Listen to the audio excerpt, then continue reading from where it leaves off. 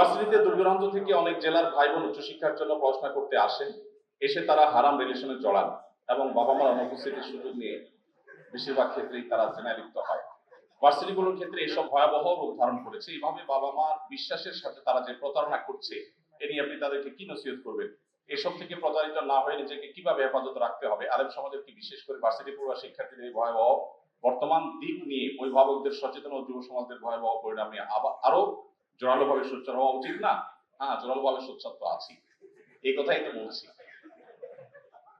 দেখুন, প্রশ্নকর্তা চমৎকার একটা পয়েন্ট তুলে এনেছেন। তিনি বলেছেন বাবা মা পাঠিয়েছেন পড়ালেখা করবার জন্য, বাবা মার কাছ থেকে টাকা পয়সা নিচ্ছেন পড়ালেখার খরচ বহন করবার জন্য, অথচ আপনি সেটা নিয়ে চাইনিজে কোন চিপা গলিতে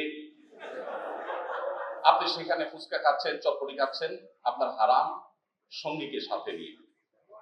তো বাবা মা যদি জানতেন তাহলে তো আপনাকে এটার জন্য টাকা দিতেন না, তাহলে এটা তো বাবা মার সাথে প্রতারণা হলো। এখন ব্যাপারটা হলো এরকম যে বাংলা একটা কথা আছে, মাছা নাই তার বুধবার, যার মাছাই নেই তার বুধবার আর বৃহস্পতিবার কি? যার মধ্যে আল্লাহর ভয় নাই, নীতি নৈতিকতা বলতে কোনো কিছু যার মধ্যে নাই, তার কাছে আবার বাবা মার কাছে প্রতারণা করা, বাবা মার সাথে প্রতারণা করা, এটা তার কাছে কোনো ইস্যুই না। কিন্তু একজন বিবেকবান মানুষ চিন্তা করবেন, কেউ আমাকে 10টা টাকা দিয়েছেন কোনো কাজের জন্য, আমি সেটাকে যদি অন্য কাজে ব্যয় করি তাহলে এটা আমার জন্য অনৈতিক, এটা অন্যায়।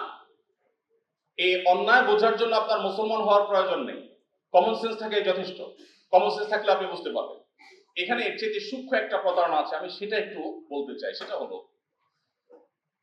পৃথিবীর সব সমাজে একই সাথে একাধিক সঙ্গিনী, একজন সঙ্গিনী অফিসিয়ালি তার সাথে সম্পর্ক আছে বা একজন সঙ্গীর সাথে সম্পর্ক আছে, এট দ্য সেম টাইম আরেকজন সঙ্গী বা সঙ্গিনীর সাথে আপনি যোগাযোগ রাখছেন তলে তলে। পৃথিবীর সব সমাজে এই কাজটা কি গর্হিত না গ্রহণযোগ্য? কোন সন্দেহ আছে? ইসলাম তো বটেই, মুসলমানরা ছাড়াও পৃথিবীর কোন সমাজে এটা অ্যাকসেপ্টেবল না যে তুমি একজনের সাথে সম্পর্কে আছো, এর মধ্যে তুমি মেসেঞ্জারে আরেকজনের সাথে চ্যাটিং করছো, এর মধ্যে তুমি আরেকজনের হাই দিচ্ছ, আলাপ জড়াই দিচ্ছ, তার সাথে তুমি হারাম সম্পর্কে জড়িয়েছো বা আরেকটা সম্পর্ক তুমি গড়ে তুলেছো। কেউ এটাকে ভালোভাবে দেখে না। আমার প্রশ্ন আপনাদের কাছে, সমস্যাটা কোথায়? কেন এটা খারাপ হতে যাবে? এখন ভালো খারাপের যে ডেফিনেশন পশ্চিমারা আমাদেরকে দিয়ে দিয়েছে সেটা হলো আমি কারো ক্ষতিতে করছি না, আমি তো কারো ক্ষতি করছি না, কারো ক্ষতি করলে সেটা খারাপ আর কারো ক্ষতি না হলে সেটা খারাপ না। মুসলমানের কাছে ভালো খারাপের এই ডেফিনিশন না। ভালো খারাপের ডেফিনিশন মানুষ নিজের বিবেক দিয়ে কখনো তৈরি করতে পারে না। যদি করে, যেটাকে আমরা ভালো মনে করছি। আপনি দেখেন পশ্চিমারা তারা শিল্প বিপ্লবের মাধ্যমে আমাদের জীবনযাত্রাকে পানির মতো সহজ করে দিয়েছে, তাদের অবদানকে আমরা স্বীকার করি। কিন্তু সেই মানুষগুলোই এখন কালো ধোঁয়ায়, কলকারখানার আপনার যত্রতত্র ব্যবহারে, প্লাস্টিকের অতিরিক্ত ব্যবহারে অতিষ্ঠ হয়ে তারা এখন পরিবেশ নিয়ে দুশ্চিন্তা আসছেন যে পৃথিবী যেভাবে আগাচ্ছে এইভাবে যদি আগাইতে থাকে তাহলে পৃথিবী আর পৃথিবী থাকবে না। এখন তারা নিজেরা বুঝতে পারছেন যেটাকে তারা অনেক ভালো মনে করে করেছেন সেটার অনেক ক্ষতিকর দিক এখন আস্তে আস্তে ফুটে উঠছে। তো আমি যে কথাটাই বলছিলাম, মানুষ ভালো মন্দ এটা নিজের বিবেক দিয়ে কখনই রোপণ করতে পারে না। নিজের বিবেক দিয়ে যেটাকে আজকে ভালো মনে হবে 10 বছর পরে সেটা খারাপ মনে হবে, যেটাকে আজকে খারাপ মনে হচ্ছে সেটা 2 বছর পরে হয়তো ভালো মনে হবে। এই জন্য একজন মুসলমান তার কাছে ভালো এবং খারাপের সংজ্ঞা হলো আল্লাহ রাব্বুল আলামিন যেটাকে ভালো বলেছেন, কারণ তিনি মহান সৃষ্টিকর্তা, তিনি জানেন, তিনি ত্রিকালদর্শী, তিনি সব জানেন। যার কারণে তিনি যেটাকে ভালো বলেছেন আমার বুঝে আসলেও সেটা ভালো, না আসলেও ভালো। আর তিনি যেটা খারাপ বলেছেন সেটাই খারাপ। এখন আমি যে বিষয়টি পাচ্ছিলাম যে কেউ কারোর সাথে কোনো রিলেশনে আছে, বিবাহ করে হোক আর বিবাহ বহির্ভূত হারাম সম্পর্ক হোক, এই রিলেশন থাকা অবস্থায় তিনি আরেকজনের সাথে যদি যোগাযোগ করেন, পৃথিবীর সকল সমাজ সেটাকে কেন খারাপ বলছে? এই লোকটা তো কারো ক্ষতি করছে না। যার সাথে যোগাযোগ করেছে সেকেন্ড আরেকজনের সাথে, তার সাথে তো দুজনের মিউচুয়াল আন্ডারস্ট্যান্ডিং এর মাধ্যমে হচ্ছে, তারা কেউ কাউকে জোর জবরদস্তি করছে না। তাহলে প্রশ্ন হলো এখানে খারাপটা কিভাবে হলো? কেউ কি বলতে পারেন কিভাবে খারাপ এটা? কেন সবাই খারাপ মনে করে? কারণ প্রথম জনের হক মারা হচ্ছে। সঠিক উত্তর যে প্রথম জন, তার সাথে প্রতারণা করা হচ্ছে।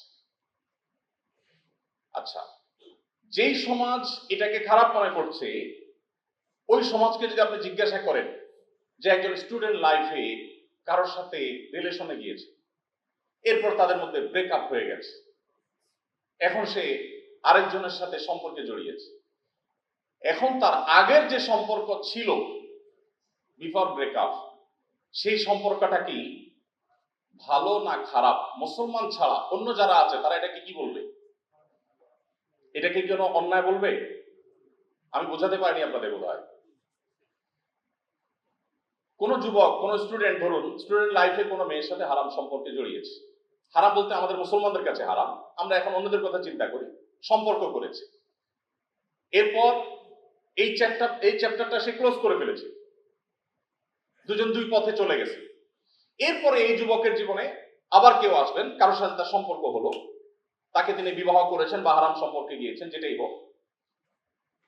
এই যুবক যে আগে আরেকজনের সাথে সম্পর্ক করেছিল, মুসলমানরা ছাড়া পৃথিবীর কোন সমাজ কি সেটাকে অন্যায় মনে করে, অপরাধ মনে করে? আমার প্রশ্ন হলো, কিভাবে সেটা অপরাধ না?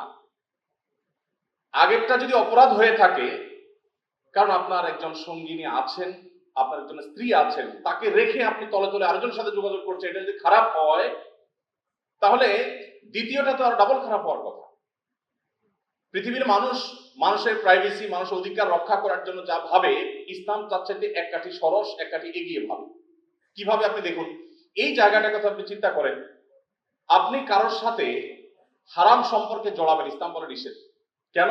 কারণ তোমার জীবনে বৈধ যে সঙ্গিনী আসছেন বা সঙ্গী আসছেন, তার জন্য তোমার সমস্ত ভালোবাসাকে জমিয়ে রাখা উচিত। তুমি যদি এখন অবৈধ কোন সঙ্গী সঙ্গিনীর সাথে তোমার ভালোবাসাকে আদান প্রদান করো, তাহলে তোমার জীবনে অনাগত যে জীবন সঙ্গী বা সঙ্গিনী আছেন, যাকে আল্লাহ তাআলা তোমার জন্য বরাদ্দে রেখেছেন, তাকদীরে লিখে রেখেছেন, যিনি তোমার জীবনে আসবেন হয়তোবা, তার সাথে প্রতারণা হবে, তার অধিকার নষ্ট করা হবে। এটা আগে থেকেই আপনাকে অ্যালার্ট থাকতে বলেছে, সতর্ক থাকতে বলেছে। অতএব ইসলাম যেখানে অন্যদের অধিকারের ব্যাপারে ভাবে, অন্যরা সেটা কল্পনা করে না। পৃথিবীর সকল সমাজ আপনাকে বলবে কোন নারীকে হ্যারেস করা অপরাধ, শারীরিকভাবে কোনো নারীকে যদি কেউ উত্ত্যক্ত করে, মানসিকভাবে উত্ত্যক্ত করে, এটাকে অপরাধ। সব সমাজ বলবে। ইসলাম তার চাইতে আরো এক কাঠি এগিয়ে ভাবে। কিভাবে? আপনি মনে মনে যদি কোনো নারীর সৌন্দর্য দেখে মনে মনে যদি তাকে নিয়ে খারাপ চিন্তা করেন, নোংরা চিন্তা করেন, মনের জগতে যদি আপনি রেপ করেন, ইসলাম বলে আপনি হারাম করছেন, আপনি অপরাধ করছেন, এর বিচার আল্লাহ তাআলা আপনাকে করবেন। পৃথিবীর কোন সমাজ এটাকে অপরাধ হিসাবে দেখে না। ঠিক একই ভাবে আমরা যদি যে যুবকের কথা বলছি, যে ভার্সিটিতে এসে তিনি অবৈধ রিলেশনে জড়িয়ে বাবা মার সাথে প্রতারণা করছেন, আমরা দেখতে পাচ্ছি তিনি শুধু বাবা মার সাথে প্রতারণা করছেন না, তিনি তার জীবনের ভবিষ্যৎ জীবন সঙ্গিনী যিনি আসবেন তার সাথেও প্রতারণা করছেন। এই জন্য ইসলাম আমাদের চরিত্রগুলোকে হেফাজত রাখতে বলে। আমি জানি আমার এই কথাগুলো হয়তো আমাদের অনেকের লাইফ চেঞ্জের জন্য, আমাদের জীবনে এই অপবিত্র সম্পর্ক থেকে বেরিয়ে আসার জন্য যথেষ্ট হবে না, কিন্তু আমি আপনাদেরকে একটা কথা খুব জোর গলায় আল্লাহর উপর ভরসা রেখে বলতে পারি, অবৈধ সম্পর্কের মধ্য দিয়ে আপনারা যতটুকু সুখ পাচ্ছেন বা পাবেন, যদি আপনি এখান থেকে সরে এসে বৈধ সম্পর্কের জন্য অপেক্ষা করেন, আল্লাহ রাব্বুল আলামিন আপনাকে এই সুখটাই আরো অনেক বেশি দিবেন এবং পবিত্রতম হবে ইনশাআল্লাহ। আমি এই জন্য বলি, এই হারাম রিলেশন, অবৈধ সম্পর্ক, এটার মাধ্যমে যে সুখ হয়, এটা হলো মেড ইন চায়না টাইপ। এটা আসতে দেরি, যাইতে দেরি নেই। কিন্তু বৈবাহিক সম্পর্কের মধ্য দিয়ে যেটা হয়, সেটা মেড ইন জাপান টাইপ। এটা সহজে ভাঙে না, সহজে চিট ধরে না। আস-সুন্নাহ ফাউন্ডেশন, উম্মার স্বার্থে সুন্নাহর সাথে।